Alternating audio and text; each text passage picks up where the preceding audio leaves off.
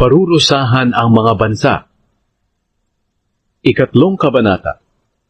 Sinabi ng Panginoon, sa panahong iyon na ibabalik ko ang mabuting kalagayan ng Huda at Jerusalem, titipunin ko ang mga bansa at dadalhin ko sila sa lambak ni Jehoshaphat. Doon ko sila hahatulan dahil sa kanilang ginawa sa mga Israelita na aking mamamayan na pag-aari ko.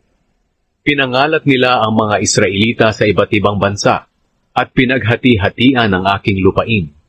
Nagpalabunutan sila para paghati-hatian ang aking mga mamamayan at ipinagbili nila bilang alipin ang mga batang lalaki at babae upang ibili ng alak at ibayad sa babaeng bayaran.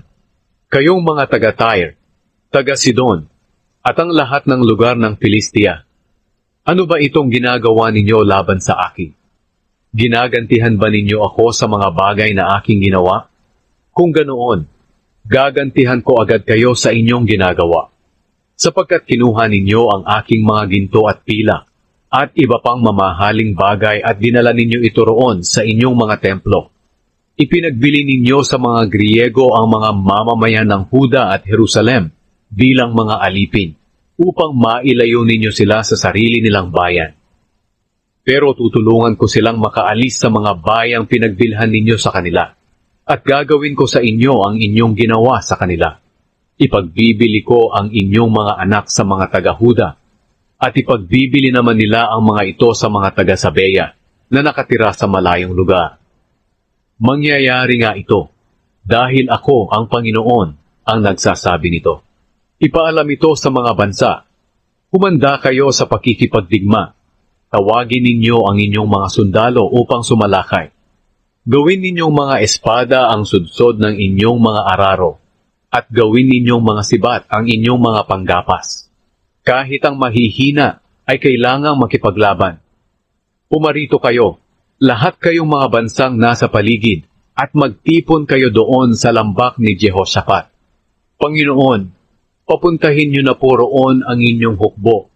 Sinabi ng Panginoon, kailangang hikayatin ang mga bansa sa paligid na pumunta sa lambak ni Jehoshaphat, dahil doon ko sila hahatulan, para silang mga aanihin na kailangan ng gapasin dahil hinog na, o parang ubas na kailangan ng pisain, dahil puno na ng ubas ang pisaan.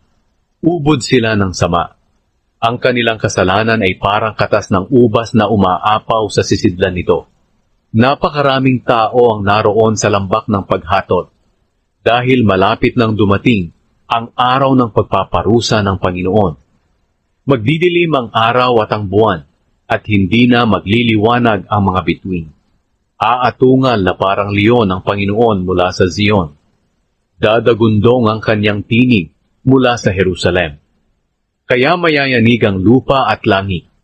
Pero ang Panginoon ang matibay na kanlungan para sa mga Israelita na kanyang mamamayan.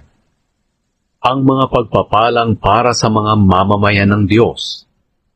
Sinabi ng Panginoon, malalaman ninyong mga taga-Huda na ako, ang Panginoon na inyong Diyos, ay nakatira sa Zion, ang aking banal na bundok. Magiging banal muli ang Jerusalem. Hindi na ito muling lulusubin ng ibang bansa. Sa panahong iyon, pagpapalain ko kayo. Magiging sagana ang inyong bagong katas ng ubas, na mula sa maraming ubas sa mga bundok. Magiging sagana rin ang inyong gatas mula sa maraming baka at kambing na nanginginain sa mga buron, at hindi na matutuyuan ang inyong mga sapa at ilog. At may bukal mula sa templo ng Panginoon na dadaloy sa lambak na may mga punong akasya. Ang Ehipto ay magiging malungkot na lugar, at ang Edom ay magiging ilang. Dahil pinagmalupitan nila ang mga taga-Huda, pinatay nila ang mga taong walang kasalanan. Pero ang Huda at ang Jerusalem ay titirahan magpakailanman.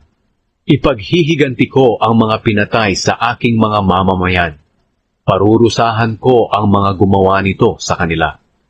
Ako ang Panginoon na nakatira sa Zion.